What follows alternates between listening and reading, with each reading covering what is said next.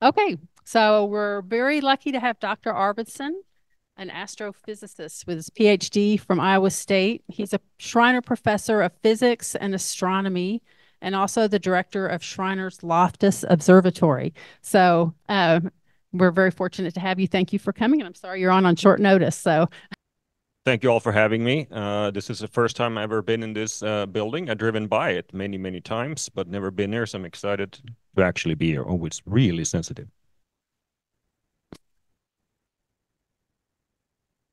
Well, you learn, right? Yeah.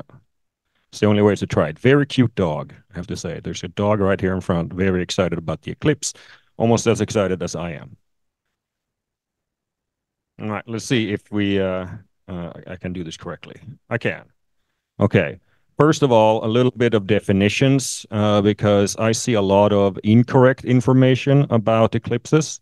I thought I'd include three very scientific pictures of what we really are looking at. A lunar eclipse is when the Earth is between the sun and the moon, casting the shadow onto the moon, and that's when it looks red. Maybe you've heard the term blood moon. That is the refraction in the Earth's atmosphere actually making it to the moon, making it look red because that's what refraction does. Solar eclipse, the one we are going to have, is if you have the moon in between the Earth and the sun. And if you happen to have the sun in between the Earth and the moon, it is horrible.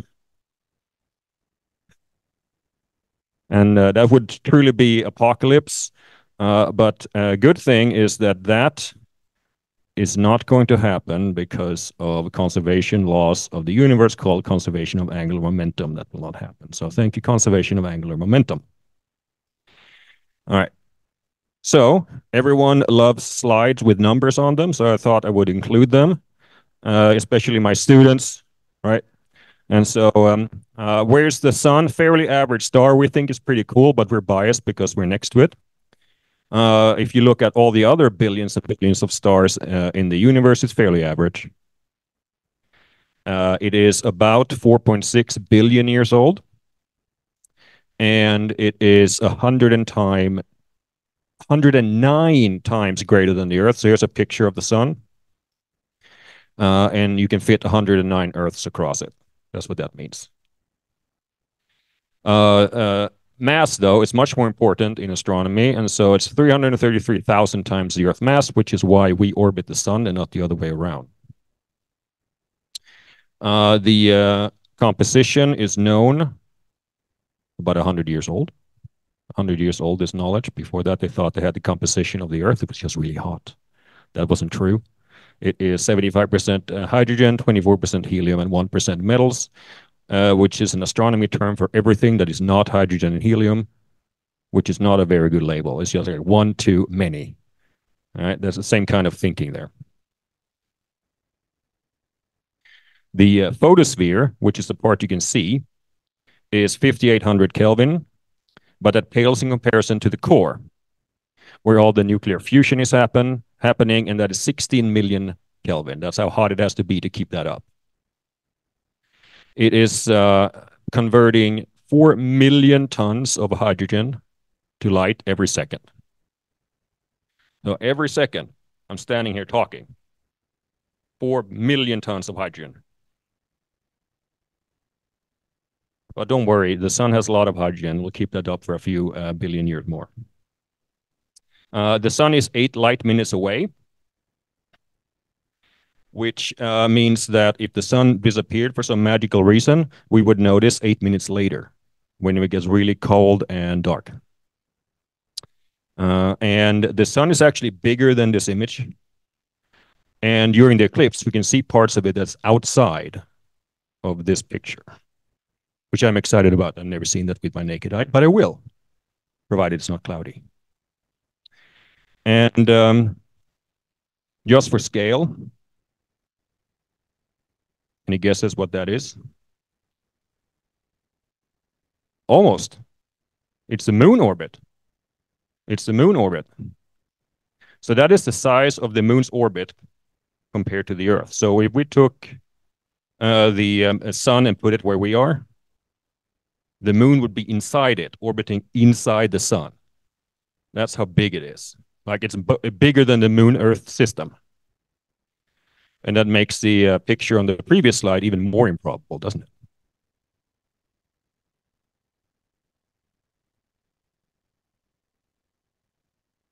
All right. The moon. We have only one natural satellite. We have plenty of artificial ones. But now we have only one natural, so it's about 27% the size of the Earth, which is unusually large compared to host planets among satellites in the solar system.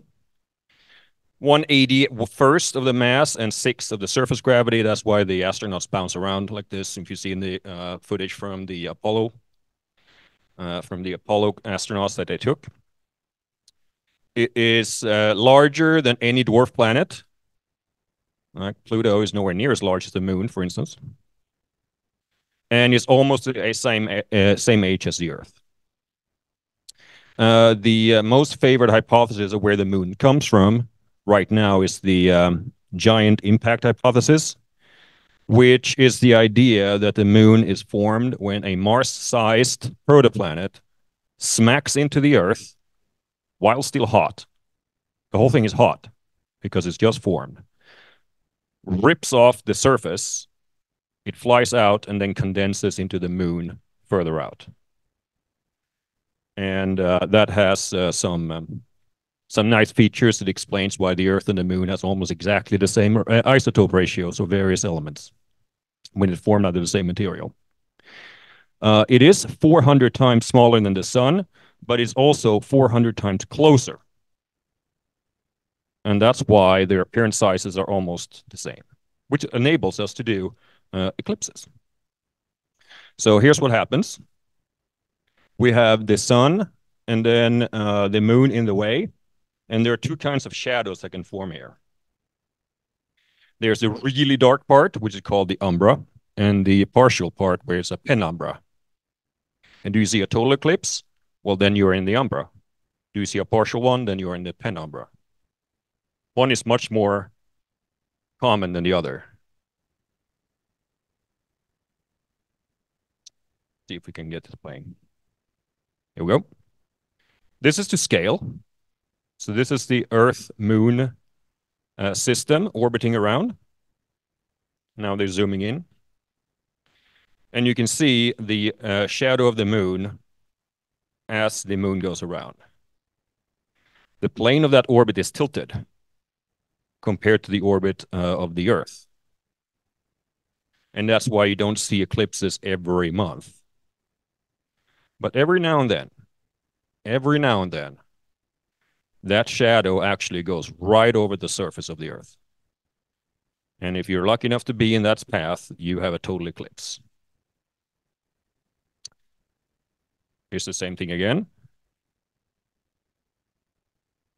This is from the 2017 Great American Eclipse, which is the last time this happened. And there you see the umbra going right across the continental United States.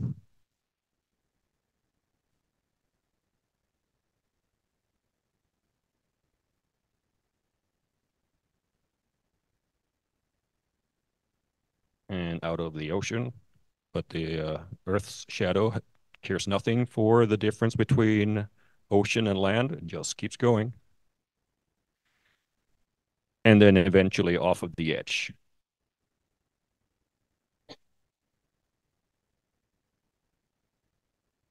That's a really long shadow, isn't it? Do you know that there are actually satellites whose job it is to look at the Earth all day? Quite a few of them. One of them, well, at least one of them, can catch this while it's going on. This is what it looks like from space.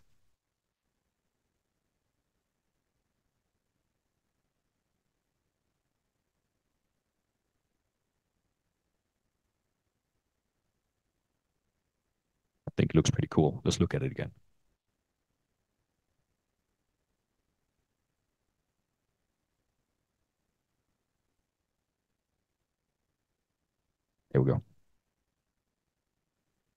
Spoke too soon.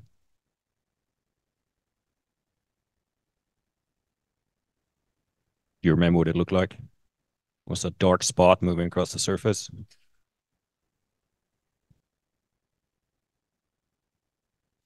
Okay, so what make this place extremely special from eclipse perspectives is that there are two of these eclipse paths crossing here, right here. And that is the 2023 annular eclipse, which we already saw. Who saw the annular eclipse? Good. Who's seen the total one? Who's seen a total one? Well, I'm extremely envious, but not for very long.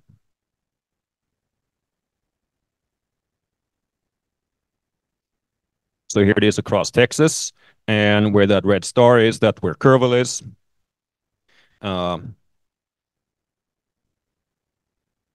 This is what we were expecting to see on October 14th, 2023. And this was the path that was projected. And of course, it was followed exactly, because we know the solar system quite well and how things orbit. So we can do that. This is the shadow, like at an instant when it was over us. This is what it looked like. That's how big it is. It's fairly big. And this kind of picture was very easy to capture if you happen to be not exactly, thanks, Eldon. If you happen to be not exactly at the center line, then it looks slightly off center. So that's just the way it aligns. Here are the people observing it from Schreiner University's front lawn. Up there to the left, that is where they had the PA system set up, playing the Star Wars theme at the same time as the moon was crossing, perfectly timed to the second. You can see there the front lawn. People are observing it. My little telescope is there that looks like a golden bazooka, is what my students say it is. And that was just a prelude, a little warm-up eclipse for something that is going to be much more impactful and much more visually stunning, is the April 8, 2024 eclipse. Here's the path. Path comes from Mexico and then goes into the United States down by Eagle Pass, and then crosses northeast. And the first university it passes over is Schreiner University here, which is something that I, of course, am aware of working there. Here is a freeze frame, future freeze frame of the shadow as it is passing right over the hill country. The thing is like 120 miles wide, something like that. So it goes all the way from west of Junction down, grazing northwestern San Antonio, and then up toward the northeast. So what is really important for a total eclipse is the amount of time for totality. How much of time do you have where the sun is completely blocked? Completely blocked. A little comparison. Here in Kerrville, it will be 4 minutes, 25 seconds. Since we are not exactly on the center line, Ingram is. And in Ingram, they will get 4 minutes and 26 seconds. Anyone from Ingram? This difference is very important, isn't it? That 1 second. Yeah. Another good thing is that both Ingram and Kerrville has a few seconds more than Fredericksburg. And you see the blue line there? That's the center line. So if you're right on it, that's maximum. And then the time in totality decreases perpendicular to that line. And so that perpendicular line is roughly oriented along I-10 going away. And so if you drive down toward San Antonio, the time in totality decreases. So by the time you get to Comfort, it's 4 minutes, 11 seconds. If you're in Bernie, it's 3 minutes and 33 seconds. Get down to the rim, and it is 2 minutes and 27 seconds. And then I started clicking on random things there close to the edge, like the control tower at the San Antonio airport, 29 seconds. And so see how fast it decreases there toward the edge? Yeah. It's not a uniform distribution of time there. It's a increasing rate of loss of time the further goes, the closer you get to the edge. And then there are a few other places here of interests, like Lakey. I have a student from Lakey. He wondered, should I go visit? Should I stay in Kerrville to watch it, or should I go home to Lakey? And I say, well, literally, no difference. Pick whichever one you want. Medina and Bandera, both over 4 minutes. Fredericksburg, almost the same amount. Going west to Junction, it decreases again. So it's about the same as Burning, a little over 3 minutes. And the shadows then are going to go toward Johnson City, almost 4 minutes. Dripping Springs, 3 minutes. And then for Austin, half of Austin is going to get the total eclipse. So I clicked on something that everyone can find, the Capitol in Austin, to find out it was 1 minute and 43 seconds right over Greg Abbott. Right? So this is very important, as we will see, because I think that people are going to travel to places where you maximize the time in the shadow.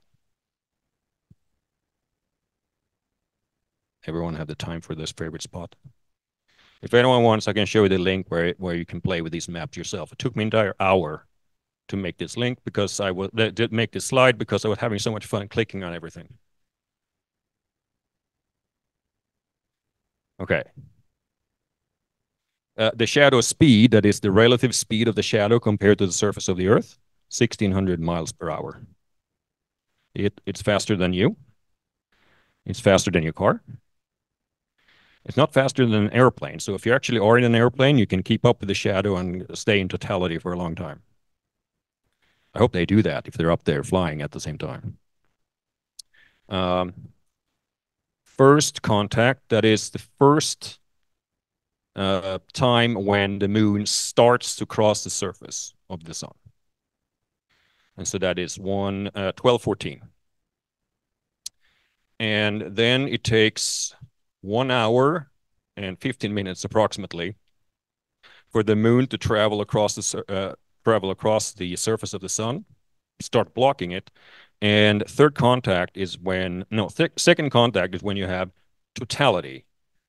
So it's completely blocked, lasts for 4 minutes, 25 seconds, and then ends at 1:36. The whole thing is about a little after 1:30 in the afternoon. Daylight saving time, of course. And then the whole thing is over at about 3 p.m. So a little less than 3 hours for the entire event.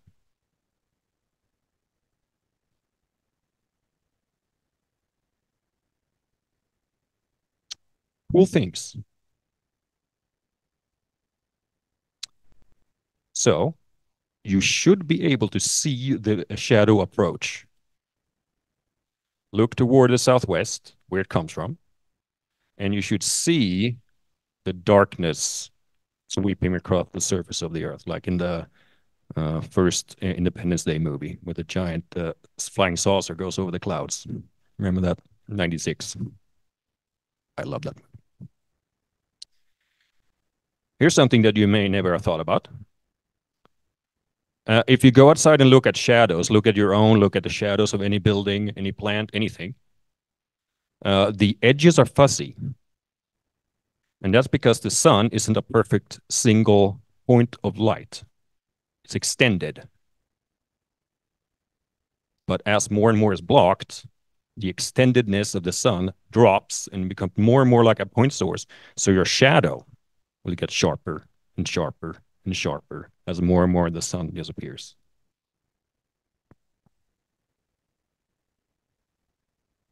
The temperature will be noticeably less when you're in that shadow. And then, as one of my students pointed out, Dr. Arvidsson, if the temperature drops, what happens to the pressure? And I'm like, that decreases because you've learned about the ideal gas law. And then they said, well, if the pressure decreases, won't the higher pressure outside force winds that weren't there before? Yeah. Yes, it will. Well done. Yeah, it might actually cause wind to flow that weren't expecting before the eclipse because of now pressure differences that arises from the temperature differences. During totality, when you're in it, all around the horizon, it'll look like sunset in all directions at the same time. I'm going to show clips from a video of someone who did this from Oregon, and it looks just like the sun, just like sunset everywhere. Have you ever seen that? I haven't. You have? I have. All right, more cool things. The most advanced scientific instrument available is the colander.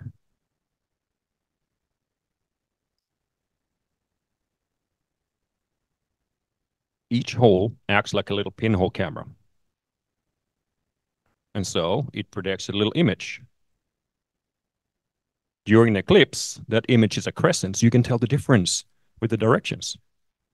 And so each of these is a little picture of the sun during the partial part of the eclipse. I think it looks pretty cool.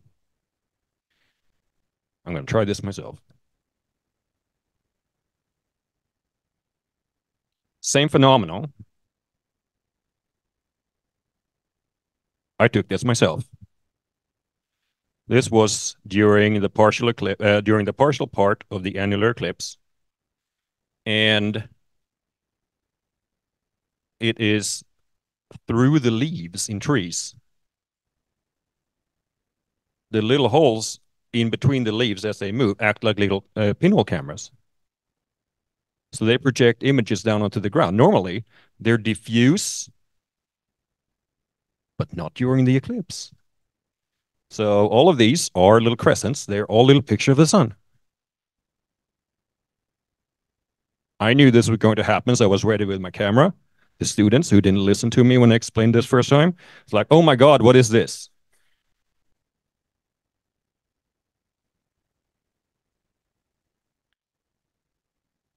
This is right during the maximum of the annular eclipse. The trees are projecting little pictures of the sun onto the side of Schreiner University's CCAC building.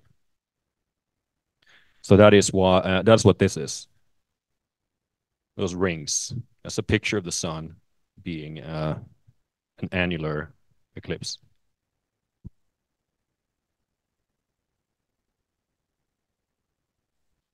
Here's another thing that you should be able to see. Shadow bands. I know that the pictures aren't the best, but maybe you can see that there's a little shadowy pattern, at least across the left one. Actually is also across the right one. That's a white band. And so you should be able to see about a minute prior to the second contact. So that's about a minute before totality. And I want a minute after totality is over. You should be able to see light and dark patterns shivering on the ground. They're called shadow bands. It's easier to see if you have light-colored things that this projected on. So not dark asphalt, but light concrete, white vehicles and things like that. You should be able to see this. The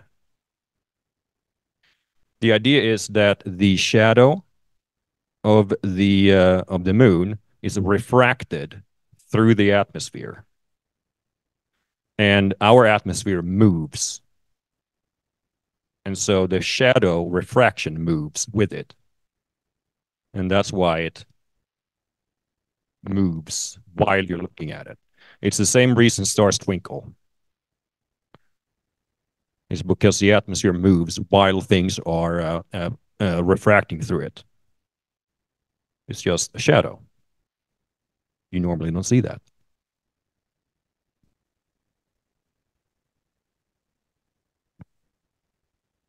Okay, it's a second so before totality, or a second after totality, something like that. You should be able to see where the last rays of the sun goes by the surface of the moon. If you see a little string of sharp lights, that's called Bailey's beads, after Bailey, who didn't discover them, but described them the first time. And that's Bailey's bead is what it's called if you see this phenomenon, and there are a few bright spots. What if there's only one? Then it's called the diamond ring effect. One shiny thing. It really is the same thing. The moon, you know, is it perfectly smooth? No. It has mountains. It has valleys. It has plains. And so what this is the last rays of the sun shining through valleys on the moon before it moves across your path. And so this is the last sunlight from the last valley of the moon shining through. How often do you see light shining through valleys of the moon? Not very often. Yeah, I'm very excited to be able to see this 1 second bright light from the edge. Diamond ring effect. Valleys on the moon. And then totality. This is a picture during totality. We'll have 4 minutes and 25 seconds. What's that white stuff?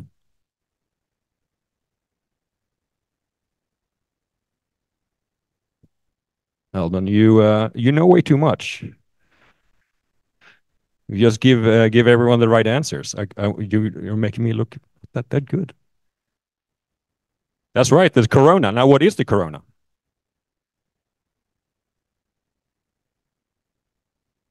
It's also the sun. That's right. The sun is actually 2 to 3 times bigger than the photosphere leads you to believe. Like, it's not a solid object. You can't stand on it. It's a ball of gas. And so where's the edge? Well, that's really hard to tell, isn't it? And this is definitely gravitationally bound to the sun. This is an outer layer of the atmosphere of the sun. 2 to 3 times bigger. The thing is that it is normally outshone by the photosphere. It's not very bright. And so if you have something less bright above something that is really bright, the normal surface, well, how can you see it? You can't. Unless something blocks the bright stuff, like the moon. Normally it's like trying to look at a little firefly next to a searchlight. Are you going to see the firefly unless the searchlight has been turned off? Don't think so. And so now, when the moon actually does block the surface of the sun, now you can see what's outside with your naked eye, which you never can do at any other time. So it's corona. It's thin, it is extended, and it is where the solar flares come from. and it is where the solar wind comes from.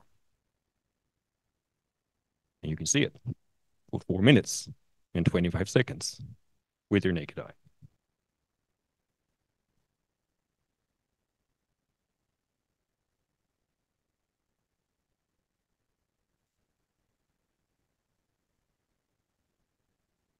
The question was, can you see this part of the eclipse without your glasses, solar eclipse glasses?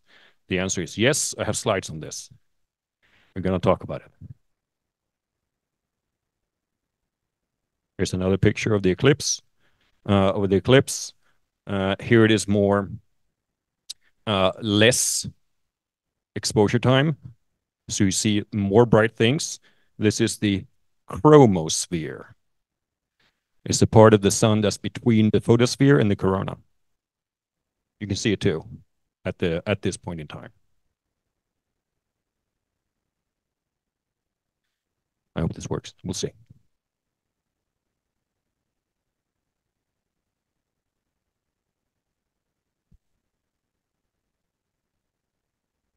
Oregon, 2017. He knows what's happening. He's just overwhelmed. There's the beads, about to be just a few dots of light near the sun edge.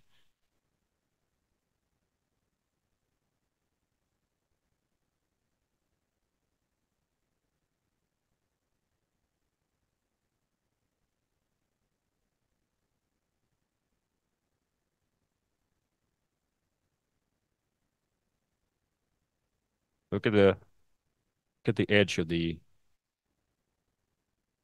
sunrise in every direction.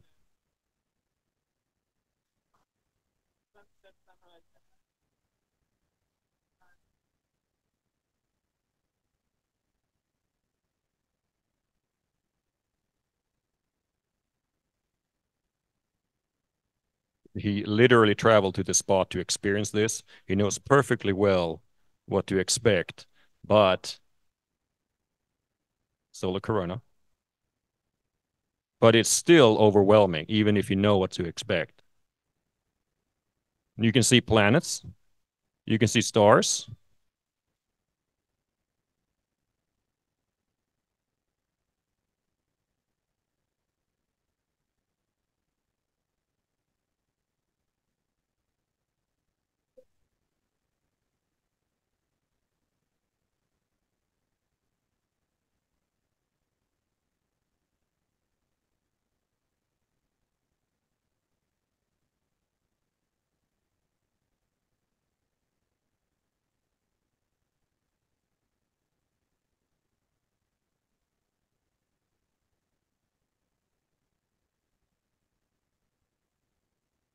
The sun is dark for once.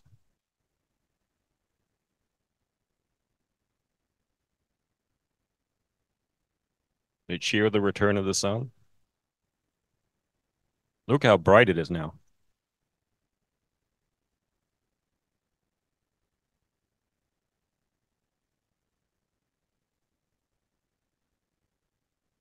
And solar filter back on so you don't damage your camera.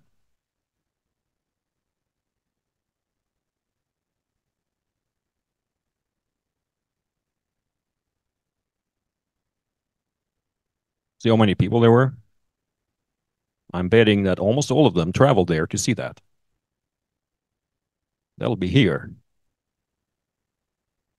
For this eclipse. All right. For your question, Diane. You must view this thing with solar viewing glasses, eclipse glasses. Have you seen them at HEB or at the Gibson's, at any gas station? Buy them now. Eventually, they're going to be sold out. And you don't want to be without. Your regular sunglasses, I don't really care how good they are or how expensive or how dark, they are not good enough. They will not work. And it is, as you may know, it is dangerous to look at the sun without protection because it is just so bright. And so any safe solar viewers that you have, must comply with the standard. I wouldn't take any chances. I only have two eyes, and I would like to keep them for as long as I can. So,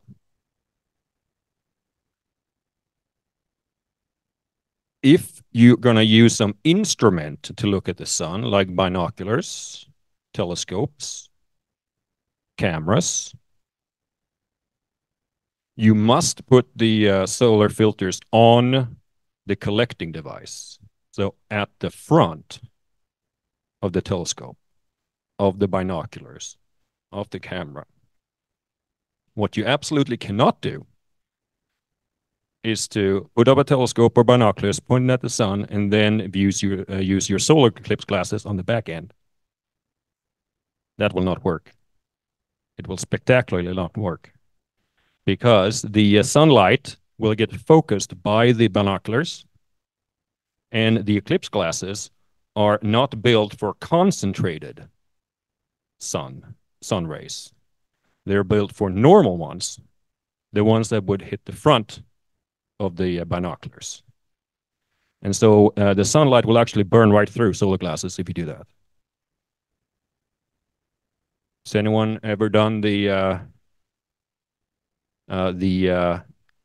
old boys trick of having a magnifying glass with the sun and see how dangerous that can get?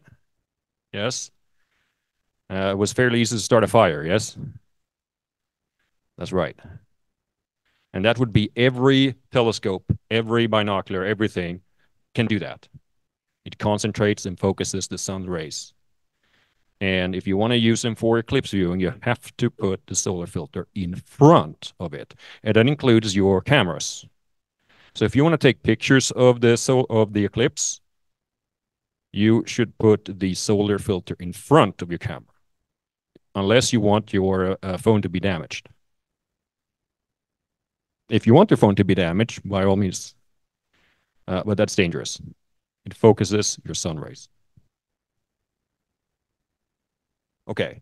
Yes, you can view the solar eclipse directly during those 4 minutes and 25 seconds when it's completely blocked, but only then.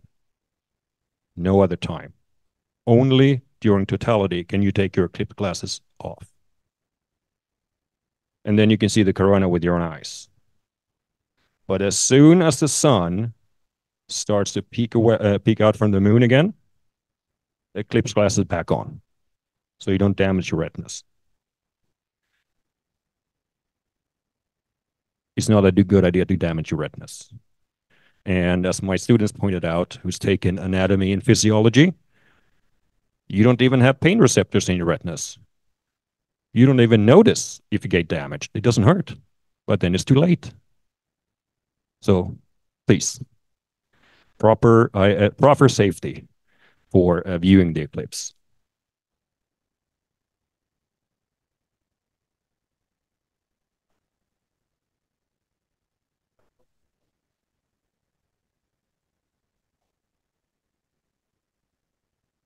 So the question is, if you have an iPhone with a fairly small lens, can you put your eclipse glasses in front of them to take a picture? Did I paraphrase that correctly? You can do that, yes.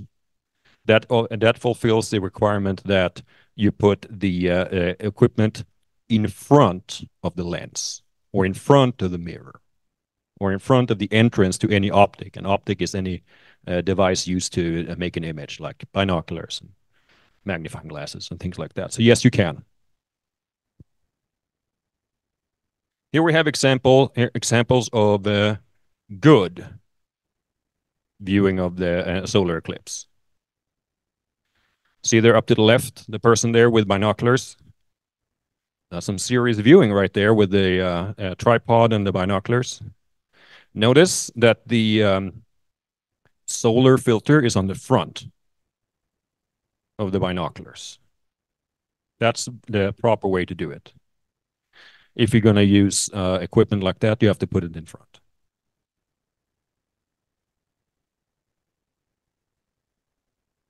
No, correct. And so if you view only through the binoculars, That's all you need. If this person were to stop looking at the sun through the binoculars and was going to view with her with their eyes, you have to put glasses on. If you're not using binoculars, which already have filters.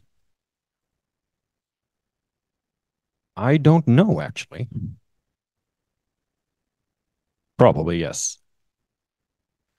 With a proper certification, of course. Down to the left there's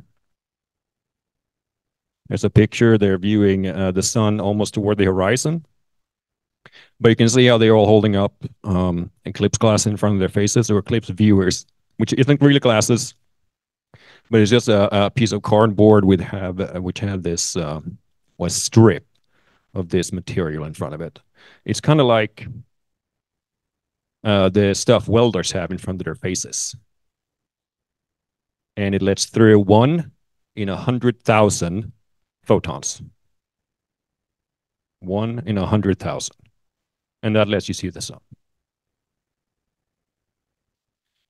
You see there, the woman to the right is staring right at the sun, but that's okay. She has her eclipse glasses on.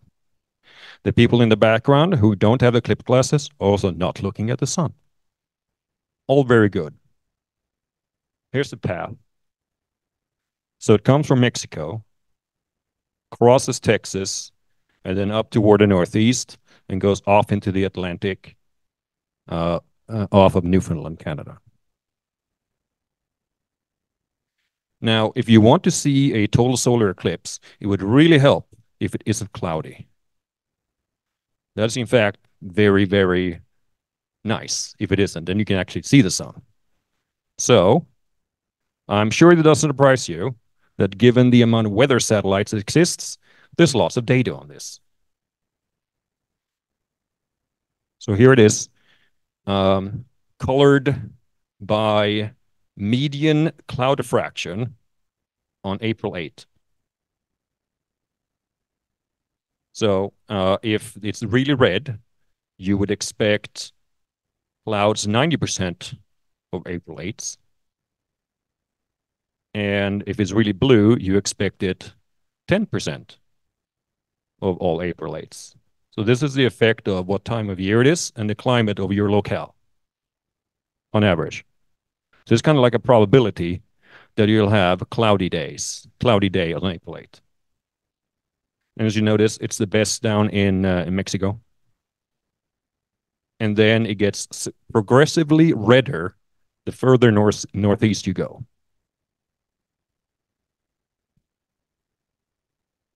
So along that center line, here's the fractional probability of clouds that day. And this is freely available to everyone. Everyone in the world can go look at this weather data and decide which place has the best probability for not clouds. And the answer is Durango, Mexico. But not everyone wants to travel internationally to see it. What's the lowest probability place in the United States? Which is right here in Texas, where it's about 50% probability. Down here in the hill country, where we are right now. Yeah. So if you focus in on just Texas and Missouri, here's the cloud fraction. Junction has a lower probability of clouds that day, but it also less time in totality. And so you have to make your own judgment here. What do you want? If it is cloudy, that's fine. It just doesn't have to want to be cloudy during those 4 minutes and 25 seconds. That's really what I want. I only need 4 minutes and 25 seconds and no clouds. Brady is even less probability, but there's even less totality in Brady. And so, again, You have to make your own judgment calls. If you're going to travel to somewhere, what's the probability of good weather? And how long does the totality last if you happen to see it? And then the probabilities rise slightly all along the path. So you expect worse weather the further up you go. And so the best weather, the best probability for good weather in the United States is here. Not in the world, but in the United States.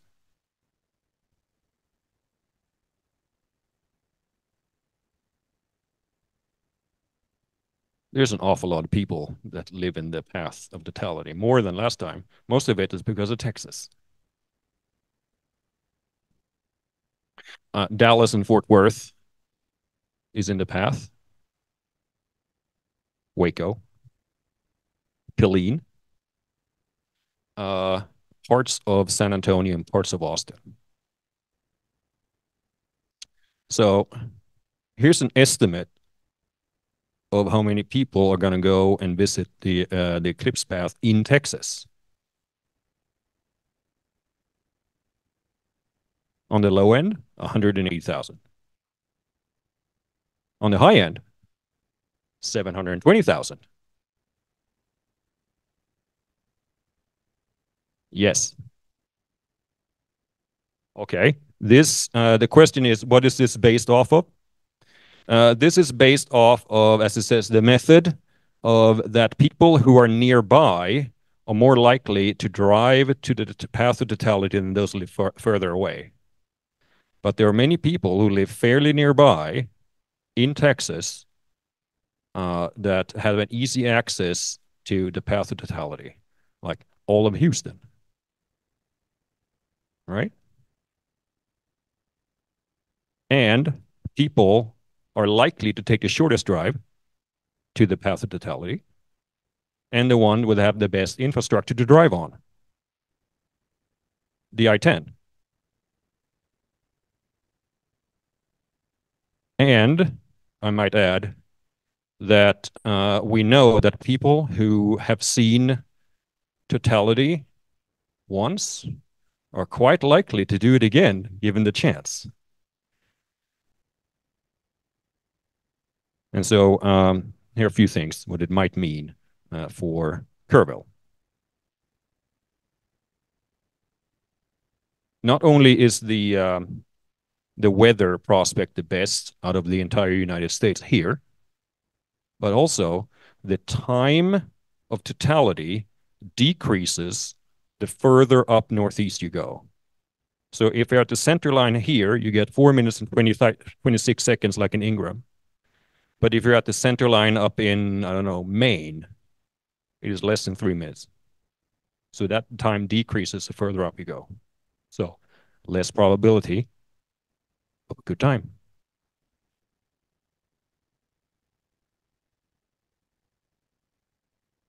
Okay, and say Kerrville there, near the shortest distance to the center line for anyone on the West Coast if they want to drive. And this is the United States. Everyone drives everywhere. And so if you're in LA, this place is the shortest distance to the center line. And the same goes for the other giant cities out west, like Las Vegas, Phoenix, Tucson, even El Paso. And then we have the cities on the other side, where also it's easy to drive here. Houston, New Orleans. And then,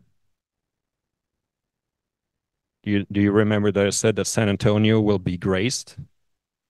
What happens when the other half of San Antonio realizes that if they can just drive 1 hour on I-10 up here, they can have 4 minutes versus nothing in their backyard? They're quite likely to do that if they can. I would. So I-10 provides excellent transportation possibilities for those who want to actually drive to see it. Now, we aren't the only place near the center line. But there's a bunch of factors that makes it quite likely that people will try here.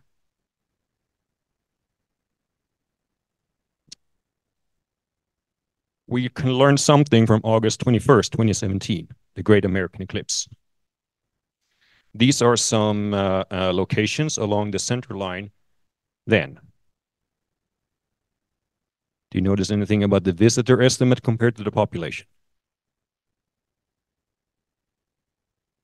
160,000 in Jefferson County, Idaho, where they have 26,000 normally. Good weather prospects there, I suppose. Almost everyone here have a very large amount of visitors. Most of them are even now outnumbered by visitors.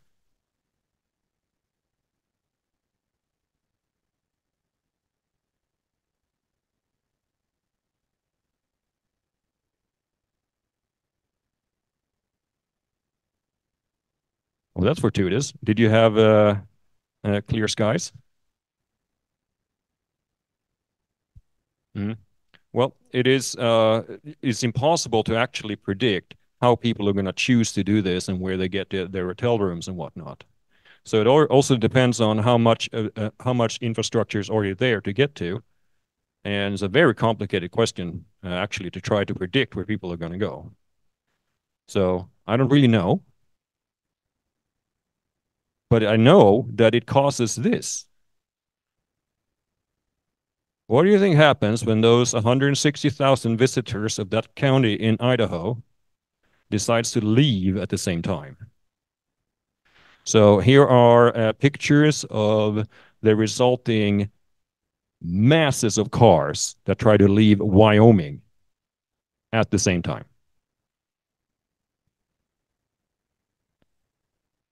So right after totality, what happened here is that all those thousands and thousands of people got in their cars and wanted to go home. And now they're stuck there for hours and hours and hours. It took 8, 12 hours, something like that, for people to move 10 miles. That's how many cars there were. Someone estimated that there were twice as many cars from out of state as total vehicles in Wyoming.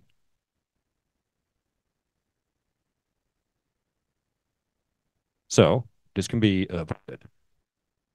Don't leave. Yes, wait to the next day when you might not have to deal with everyone else leaving at the same time. And so that the considerations like this is why hotels here, for instance, will only take block reservations. So if you want to rent an hotel room, you have to commit to 4 days, 4 nights, including ones that you stay after. Well, that increases their profit, but it also helps out with congestion like this. So it's a good idea. Okay.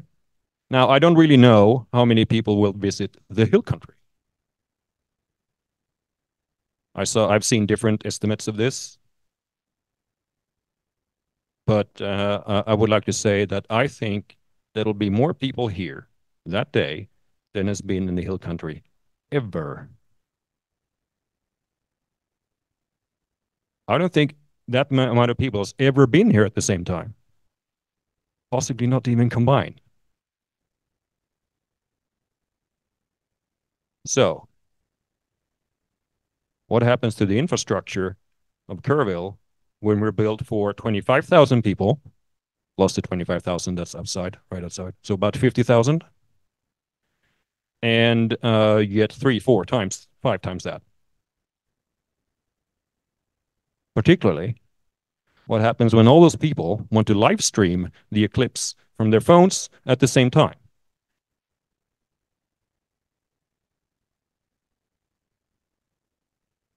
That will very likely overwhelm the cell phone network. This was predicted to happen in 2017, and The cell phone carriers brought in extra towers and whatnot. It didn't help. It got overwhelmed anyway. So I don't think that you're going to be able to use your cell phone, except as a camera. You probably won't be able to call. And so that has some, negative possibilities if you can't call 911, for instance. What if you really, really need to use it as opposed to just want to stream the eclipse from your phone? So emergency services are likely to be strained. Lots and lots of people, but how are they going to know whether or not someone really needs help if they can't call them? And so Peterson set up aid stations. They have a plan for this. They've been planning for 2 years approximately for how to deal with this many people. And then they had some consequences that I hadn't really thought of, but when I think about it, it makes perfect sense. If you use your phone to pay, Google Pay, Apple Pay, that won't work unless the cell phone is active. So you might want to use cash if the cell phone, if that's how you normally pay for it. What if the internet is overwhelmed? Well, then the registers for the credit cards might not work. And then this is a good one. People who don't know Kerr might use Google Maps to get around. What if they can't download the maps because their cell phone doesn't work? I don't think many people have those. Yes, and I greatly approve. But there is a solution. You can download maps beforehand, store them on your phone, and the GPS works even if the cell phone doesn't, because that's not the same system. Your GPS will work. You just need a map to project it on. So if you can and you need it, download the maps onto your phone before. Stores and restaurants love to sell things to people. That's their business. There's so many people, they're likely to run out of stuff. So I don't think that if you're used to going out on Mondays to eat food, that you're going to be able to do that on April 8th. Because traffic is likely a nightmare with so many people here. And all those people need food too.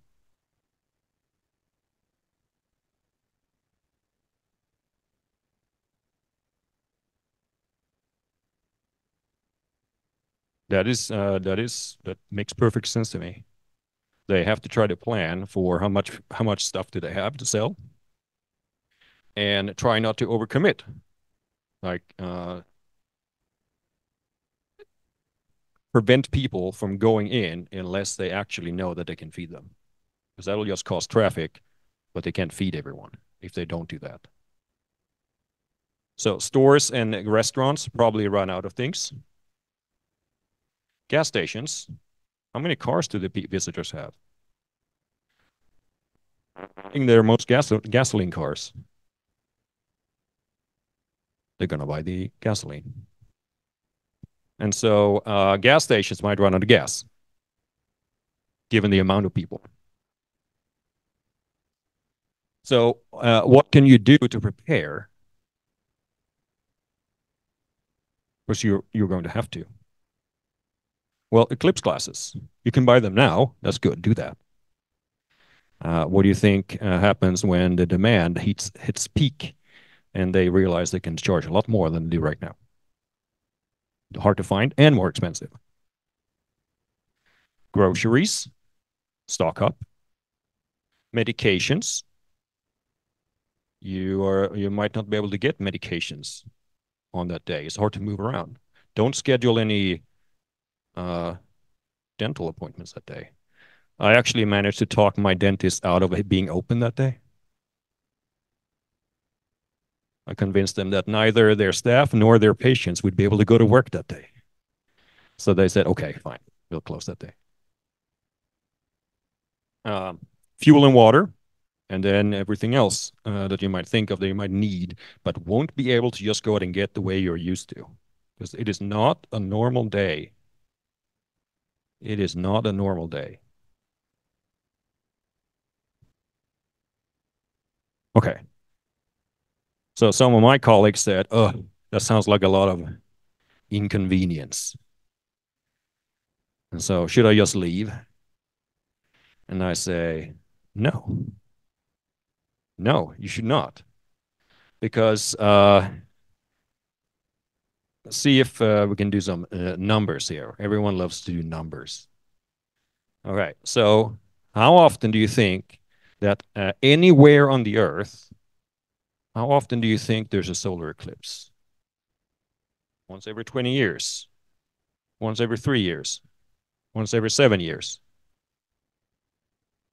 Any other guesses? This is what happens to a student every day in my class, by the way. I force them to think about numbers and estimates. 50? Yeah. It is 18 months. So it's not that bad. So that is the once every 18 months on average. Now this varies. There are cycles in this that you can predict, but it is once every 18 months on average, somewhere on the Earth. But I have heard that 70% of the surface is covered in water where you don't live. And lots of the rest is covered by like deserts. So there's actually a small fraction where people really, really concentrate. We happen to be in one of them. So then there's a different question. Just because it happens somewhere doesn't mean that you can expect to see one. What about if you sit around in a given spot, like any spot, your front porch? You're sitting on your front porch and you're saying to yourself, I sure hope I would see a total solar eclipse today. How long do you think you have to sit on your front porch to wait for one to happen to you on average? 45 years, 700 years, 250, 100, 123, very, very precise. It is 400, roughly. So your front porch, you're going to have to wait on average 400 years to see one.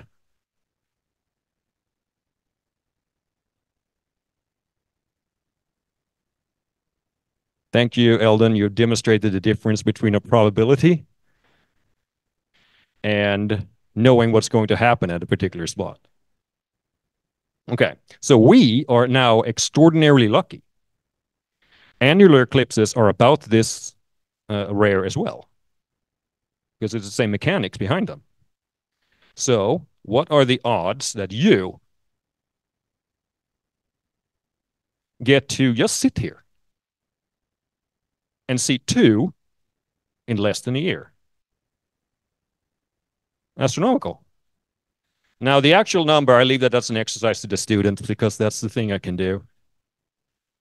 But it is very rare that you get to just sit here and see two in a row in less than a year. And that is just wanting to leave because it is inconvenient, then that's a sort of a crime against the universe, I think. You should want to experience something like this. The universe is coming to you and to me and to everyone else that's here. And you will probably not experience anything like it before. Who was it that experienced the total eclipse before? Was it awesome? Do you, do you regret a single second of it? No. No, you do not. No one who ever experienced a total solar eclipse ever regrets seeing one.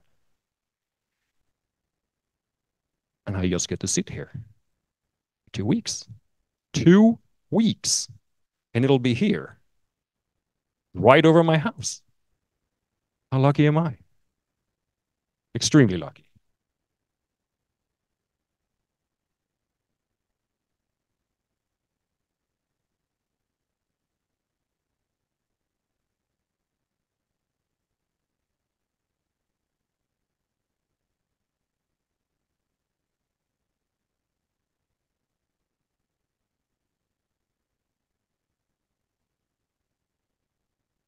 They do not.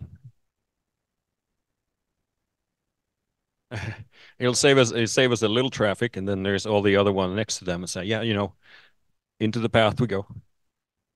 And we might get people who just straight up drive in, park on the side of the road, get out, watch it, and then leave. And we will. I'm just waiting for them to be next to my fence. See what my German Shepherds think of that.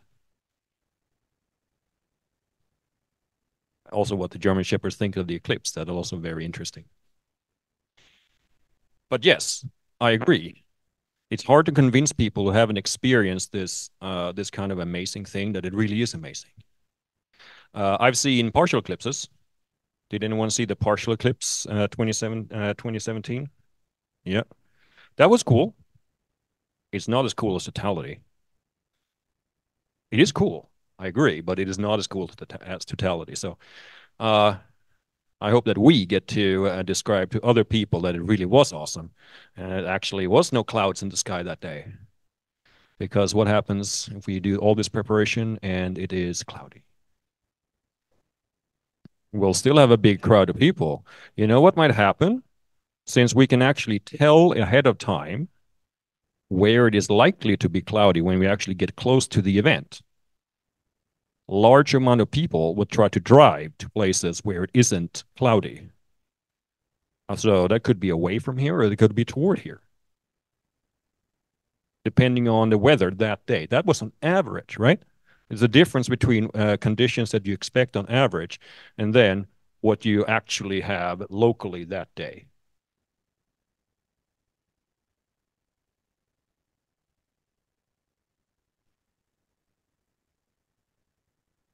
The maximum is more than 5 minutes, and that depends on the orbits at the particular moments. It can vary, so it can be more than we have here. It can also be less. So we're sort of in the middle of the totality.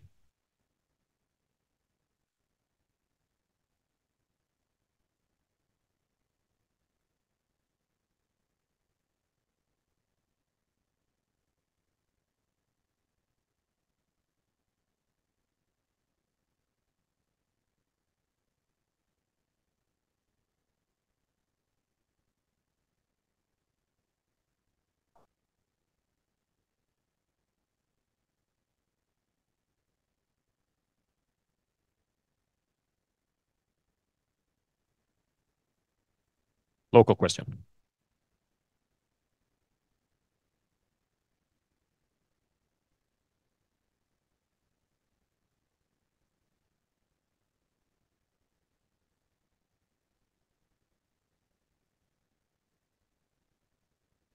Oh, they're slightly different. The question was the pinholes. They would have different shapes, and so wouldn't the pictures that they project onto the ground or the sides of the walls be slightly different shapes? Yes. If you make the pinhole too big, you start not to see a pinhole image anymore, and then you just see a sort of blur, which is a normal thing you see through through the leaves on the ground. So it differs.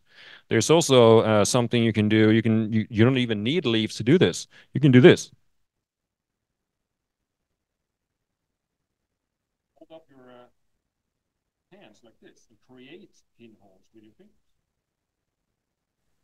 It works beautiful. Be your own pinhole camera.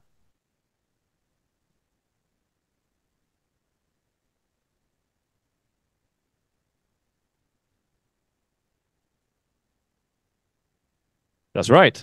That is a small version of my colander picture, isn't it? All right.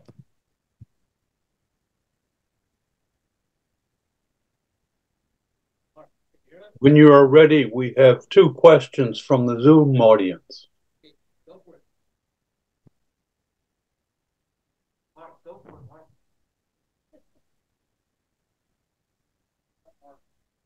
Mark, we're ready. Okay, here you go. The first question is, I don't understand what is meant by second contact and third contact. I believe that was one on your first several slides.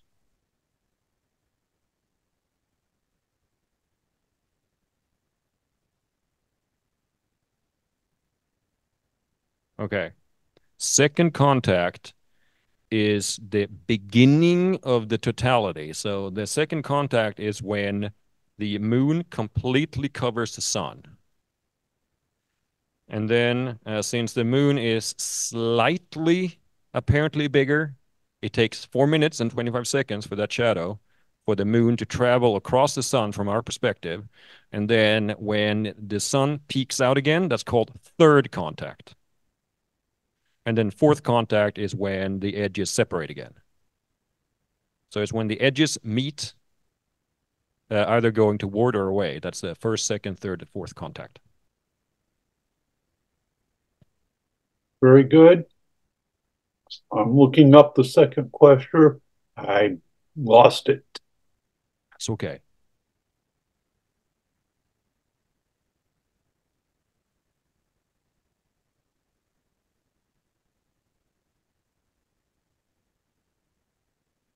Okay. Any other questions from the esteemed audience?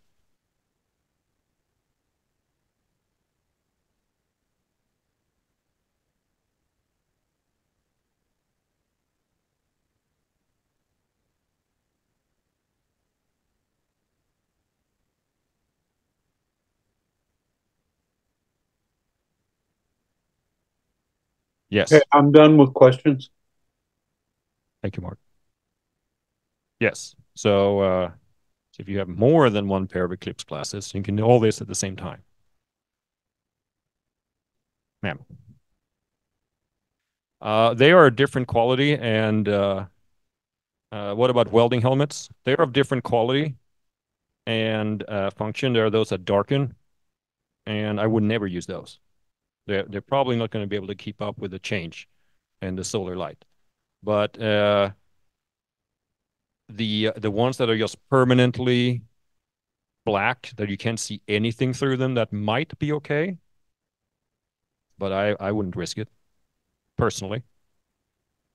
Okay, I do find one more question. I finally found it. All right. Do we expect to see a comet this time? There is, I can't remember its name, but there is a comet that is approaching the sun now. And so they go around the sun in the order of weeks when they get closer. They move faster and faster the closer to the sun they get. And in fact, at Schreiner University, we have an observatory. And at that observatory, it is actually aligned to work very well. Thanks to Eldon here, who helped me do this, do the alignment. Thank you, Eldon. And the telescope, though, is too big to watch the sun. I don't have a solar filter that big. The person that asked the question heard that the comet is 12P Pons-Brooks comet. Yes, I think I've heard that too. I don't know how far away it will be at the time of the eclipse. But that telescope, we have accepted a proposal from Dr. Alan Hale of comet Hale-Bopp. All right, discovered by two people, Hale and Bopp. One of them is a professional astronomer, and that's Dr. Alan Hale. And so he has proposed to use our telescope at Schreiner University to view the comets close to the sun when they actually pass close to the sun, which is impossible unless something covers the sun right during those times. So if you happen to have a telescope that sits inside the path of the umbra, you can visually see comets close to the sun, which you cannot do at any other time. So that's what he's going to try to do during the eclipse. Yes. Thank you so much, sir. Very good. You're welcome, sir.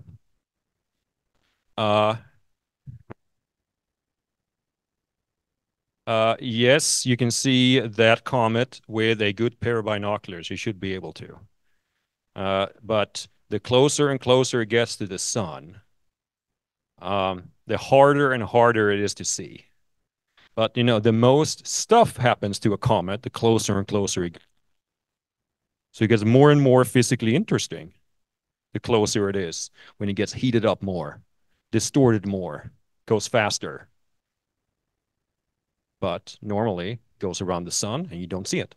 And then it comes back out again, and then you can start to see it as it gets sufficiently far away. Only at certain moments can you actually see them be close to the sun. So that's what he's going to try to do.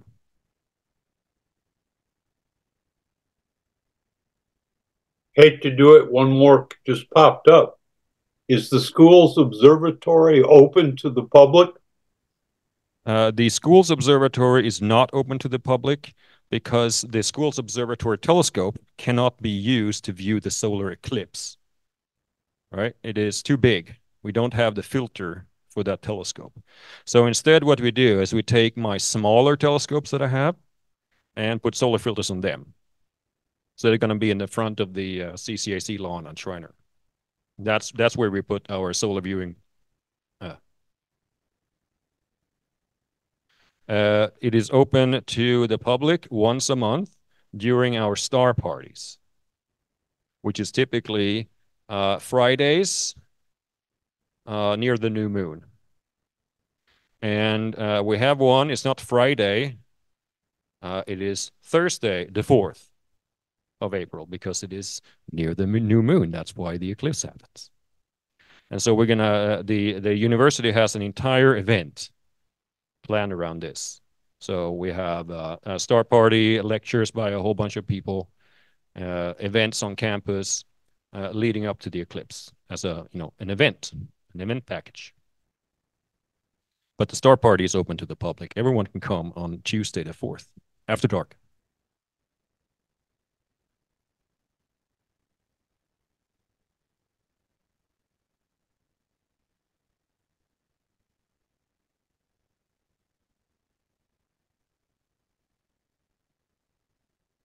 You have a solar filter for it? I'll take the solar filter.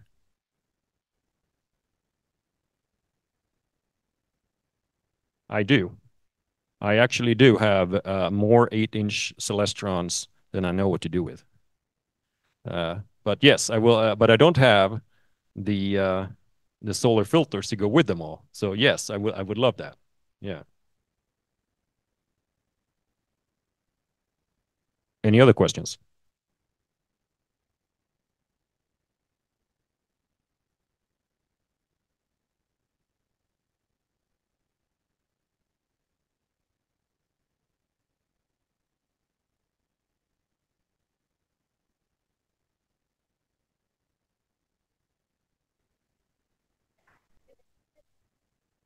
It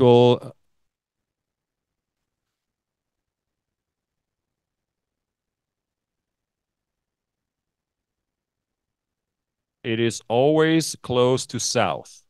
So the sun, when eclipses happen, and this, and it certainly will be, is that it will be toward the south. So what you need is an unobscured view toward the south. And as long as you have that, it doesn't really matter if you're high up or far or lower, as long as you have an unobscured view. And so you would see these kinds of things on the north side of the trees, right? As the sunlight comes from the south, passes through the tree leaves, and would project this down on the ground on the north end. So this is the north-facing wall. No, this is the south-facing wall, but yeah, yeah.